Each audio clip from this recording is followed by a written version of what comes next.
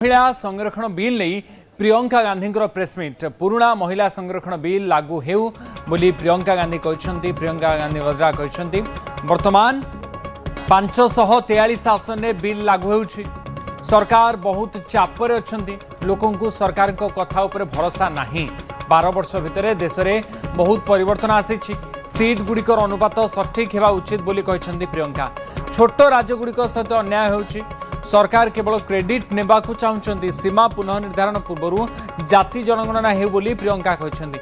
गतकाली गणतंत्र विजय होउछि संघीय व्यवस्था उपर सरकार हमला करने को उद्यम कर अभियोग करछन्ती प्रियंका गांधी वद्रा।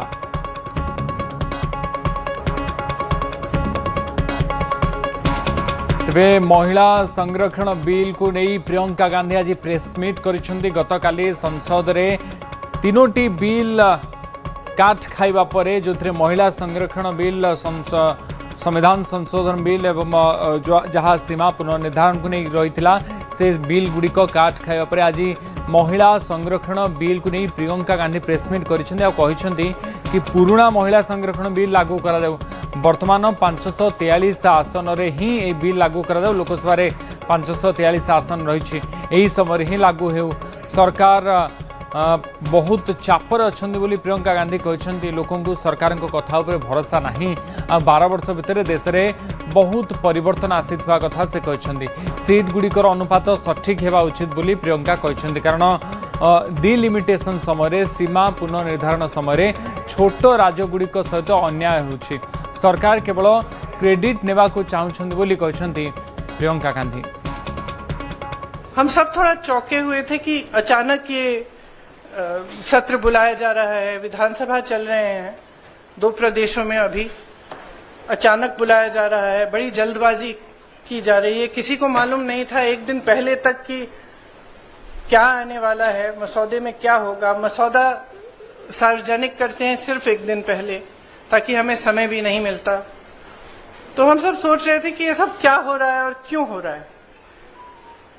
मेरे ख्याल से पूरी साजिश जो रची गई षड्यंत्र की तरह कि किसी न किसी तरह से हमें सत्ता में रहना है।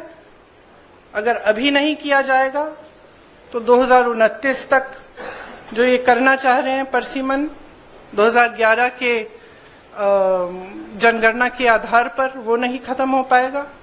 तो ये सब करने के लिए एक तरह से प्लान बनाने के लिए कि परमानेंटली हम सत्ता में कैसे रह सकते हैं और कैसे करें। महिलाओं का इस्तेमाल करके महिलाओं के नाम पर हम आरक्षण लें। अगर ये लोग सहमत होंगे, पारित हो जाएगा तो एक तरफ हम ये कर लेंगे, दूसरी तरफ से हमें सारी स्वतंत्रता मिल जाएगी कि काटपीट भी करिए।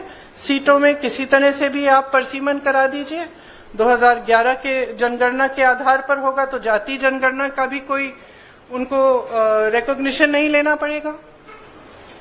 तो ये साफ है कि उन्होंने सोचा चलो पारित हो जाएगा तो जीत, पारित नहीं होगा तो हम हर नेता के सामने बाकी पार्टियों को महिला विरोधी कहकर महिलाओं के मसीहा बन जाएंगे। तो आप महिला हैं, हम जानती हैं कि महिलाओं का मसीहा बनना इतना आसान नहीं है, करके दिखाना पड़ता है। एक इतिहास है, कांग्रेस पार्टी का एक इतिहास है, विपक्षी दलों का एक इतिहास है, भाजपा का इतिहास है महिलाओं के संदर्भ में, और वो इतिहास बहुत स्पष्ट है। आपके खड़े होने से सदन में उसका विपरीत कहने से कोई फर्क नहीं पड़ता। महिलाएं देख रही हैं। उन्नाव को देखा, हाथरस को देखा, ओलंपिक की खिलाड़ियों को देखा, यहीं दिल्ली में सड़क पर बैठी थी, किसने पूछा उनको? मणिपुर में महिलाओं को देखा, किसने पूछा? और आज आप संसद में खड़े होकर कह रहे हैं हम मसीहा बनना चाहते हैं महिलाओं के। तो ये बहुत स्पष्ट है कि ये महिला आरक्षण बिल की बात नहीं थी, ये परसीमन की बात थी। और परसीमन इनको इस आधार पर करना था जिसमें इन्हें जाति के आंकड़े नहीं देखने,